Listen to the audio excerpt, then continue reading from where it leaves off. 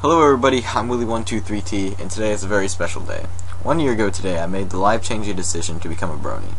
To commemorate this 1 year of fun-filled memories that My Little Pony Friendship is Magic has brought me, I'm going to explain how I got into the fandom, why I stayed, and why I'm so passionate about the show. In late June of 2011, my friend Julio told me and a few other people that he was a part of a fandom for My Little Pony Friendship is Magic. It was a very brief discussion. We just threw a couple generic insults at him and he shut up. However, sometime in July he brought it up again. This time he seemed much more confident about the fandom and the show. I was extremely against it at the time, actually. The stuff he was telling me simply couldn't register in my mind. I even made a Yahoo Answers page asking how to save my friend from a horrible fandom. At this time, the Brony community was still fairly undeveloped, so a lot of people actually agreed with me. Myself and many others couldn't get past the fact that the show was for little girls. Throughout the month of July, Julio showed me a few fan-made pony videos that really started to spark my interest. I'll show a few of them here.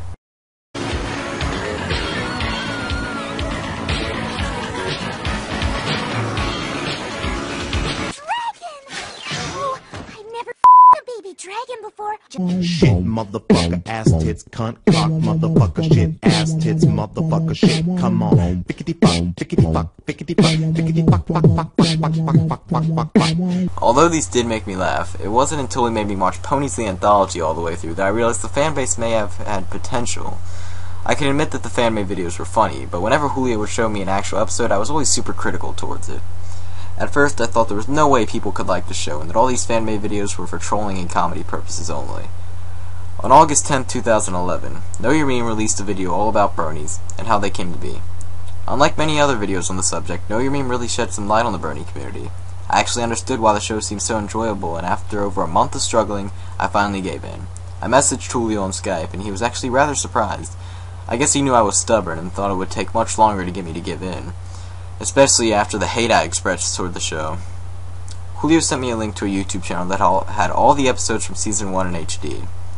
Over the next week or so, I watched almost all of them, and I loved every second of it.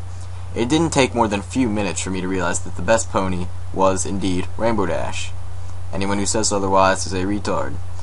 The day after I became a Brony, I made this icon for myself. I also made this icon for Julio. I guess it's a thank you sort of thing, I don't know.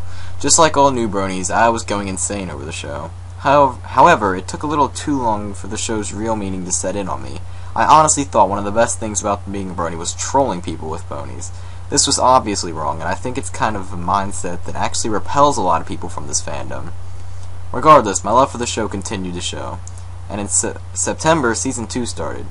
However, my love for the show started to die by the end of October, for I had been distracted by school and starting up a new YouTube channel. I simply forgot about ponies for a while, until December 3rd, 2011. On that day I had received an invite to a Brony Steam group. I checked it out thinking it was going to be another generic group of Bronies playing TF2 and spouting memes all day. However, when I looked at it, I saw it was actually well-managed, diverse, and a group that incorporated My Little Pony and gaming. This group reminded me of the feelings of love I had for the show back in August and September, and it inspired me. I wanted to do something just like this group. I came up with the name Ponies to the Knees because Skyrim jokes were apparently still relevant back then, and I explained my idea to Julio. He was immediately on board. I started working on a basic website and opened up a Twitter. We actually caught the attention of several big-name Bronies in the community. However, the whole Ponies to the Knee project utterly failed due to the lack of effort from both myself and Julio. Ponies to the Knee had to happen, though, because it revived my dying interest in ponies and YouTube. I'm not sure exactly when this began, but later in December, my life wasn't really the best. I was going through a tough time. I was being bullied at school, my grades began to slip, and my YouTube channel was more or less dead. I used several things to help me through this, such as playing excessive amounts of Team Fortress 2, listening to Bo Burnham for hours on end, and most importantly, My Little Pony Friendship is Magic. It wasn't so much the show itself that had helped me get through it, but the thoughts that had helped me develop. Let me elaborate. Basically, one night in the midst of all this turmoil in my life, I had a dream. I never told anybody about this dream because I actually found it kind of weird myself. Basically, in my dream, I was feeling depressed, then by some miracle of God, Rainbow Dash came into this world and turned into a human. I started a relationship with her, which didn't make a whole lot of sense considering I had a girlfriend at the time. However, the relationship between my girlfriend and I was dying, and that was also on my mind a lot. So maybe that dream was my mind trying to ease the pain with something that I loved. I can only remember a few attributes about Rainbow Dash's human form in my dream, and I don't remember anything else about the dream. When I woke up from that dream, I felt incredible, though. I actually woke up happy for once. Of course, this state of happiness was drowned out fairly quickly by my sorrows, but I still always had Rainbow Dash in the back of my mind during those hard times. However, I was bitter at the world, and even with my increased love for the show, I still hadn't learned its true message. On January 3rd, 2012, I decided to listen to a reading of My Little Dashie by Azuka. I still can't pronounce his name to this day. I figured it would be a great story to relate to, considering I was head over heels in love with Rainbow Dash, and judging by the summary of the story, the main character seemed depressed, just like me. I have never cried so hard over something fictional. The story simply blew me away, and although it made me feel sad, I also felt like it unlocked a little compassion inside of me. It's hard to explain, but the story made me feel good, and I explain a little more of that in my reading of My Little Dashie. Anyways, all my problems finally seemed to come to an end in late February. I was truly happy, and I started to enjoy my life.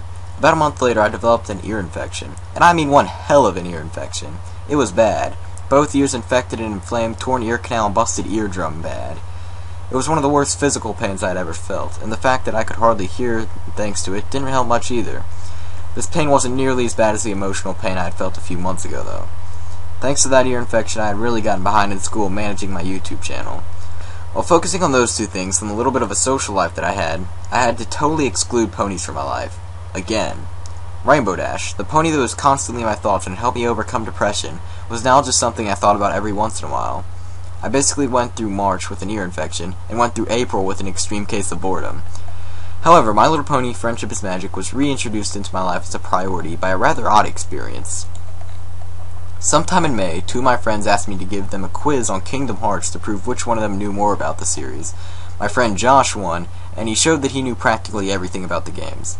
I was actually rather inspired by this demonstration of such vast knowledge on a series. I tried to think of something I enjoyed that I could learn that much about. After a few minutes of thinking, my mind ultimately led me to My Little Pony Friendship is Magic. I already had a basic knowledge of the show, and would have all summer to watch all the episodes that I had missed, and rewatch the old ones. I was aware that Season 2 had come to an end, and I actually felt bad for hardly watching any of it. I decided to do a little research on the music of Season 2. My favorite song from the show had always been Winter Wrap-Up, and I wanted to see if they had produced anything better than that in Season 2. I decided to listen to music from the season finale first. This led me to finding This Day Aria. This Day Aria simply blew my mind. I had been studying music for almost 3 years at that point, and I couldn't think of anything that could even begin to compare to This Day Aria. It seemed like the perfect song.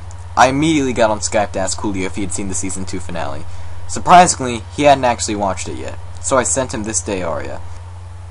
I think he was just as blown away as I was, and on that day, both of us had our interest in My Little Pony revived to even more than what it was before.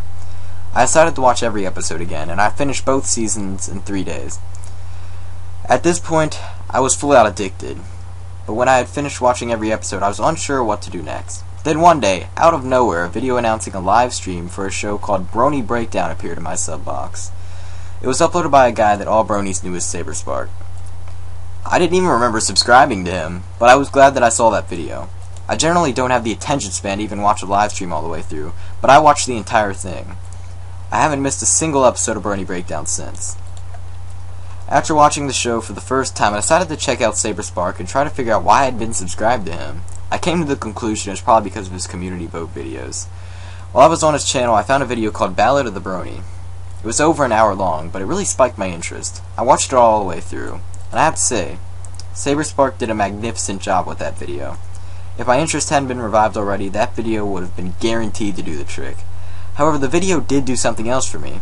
After being a brony for over 10 months at this point, I finally understood the true meaning of the show and the fandom. The show wasn't something just to use to troll people or just something to use as an escape for when I felt bitter at the world. I finally managed to comprehend the message of love and acceptance. Now, I love My Little Pony and the brony community in general more than ever. I do my best to treat everybody with respect and try to spread the message of love and tolerance. This world needs more people who understand the message and can influence it upon others. Saberspark and Paleo, which are the hosts of Brony Breakdown, do an excellent job of this. Every time I watch Brony Breakdown, I feel better, and it always makes me want to do more for the community. Brony or non-brony, you should take one message from this video. Before you judge somebody, ask yourself a few things. Is it really worth judging? Is it hurting anyone? Can I help them? If you ask yourself these questions, then you can easily follow the message of love and tolerance, and make the world a better place one person at a time. And that's really all I have to say. I want to give a thank you to Saberspark and Paleo for putting on a great show of Brony Breakdown.